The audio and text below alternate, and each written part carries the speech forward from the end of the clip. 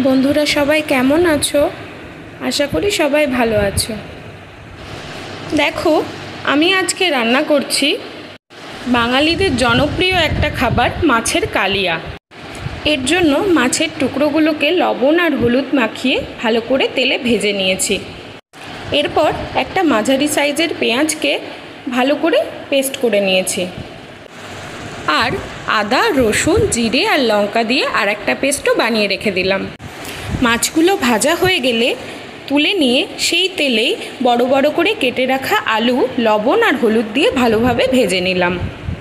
ভাজা হয়ে গেলে আলুগুলো তুলে নিয়ে তেলে একে একে গোটা জিরে, তেজপাতা আর গোটা গরম মশলা ফোড়ন দিলাম।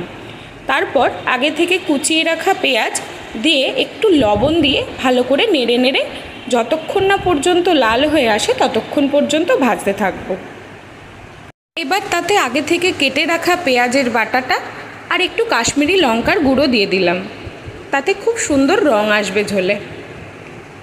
দেখো, ভাজা হয়ে গেলে সেই আগে থেকে বানিয়ে রাখা যে আদা, রসুন, জিরে আর লঙ্কার পেস্ট ছিল সেটাও দিয়ে দিলাম।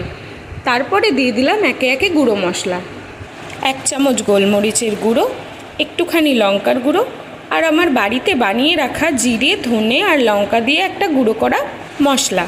জানো তো, এটা রান্নার স্বাদ অনেক গুণ বাড়িয়ে দেয়।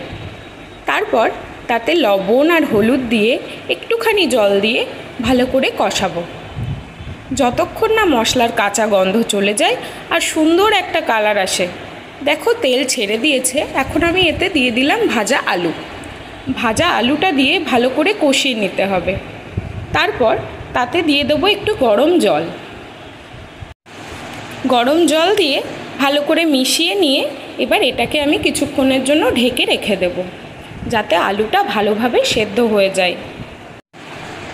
এরপরে এর মধ্যে দিয়ে দেব ভাজা মাছগুলো দিয়ে আবারও আমি কিছুক্ষণ ঢেকে রেখে দেব, যাতে ভালোভাবে মশলাটা মাছের মধ্যে মেশে।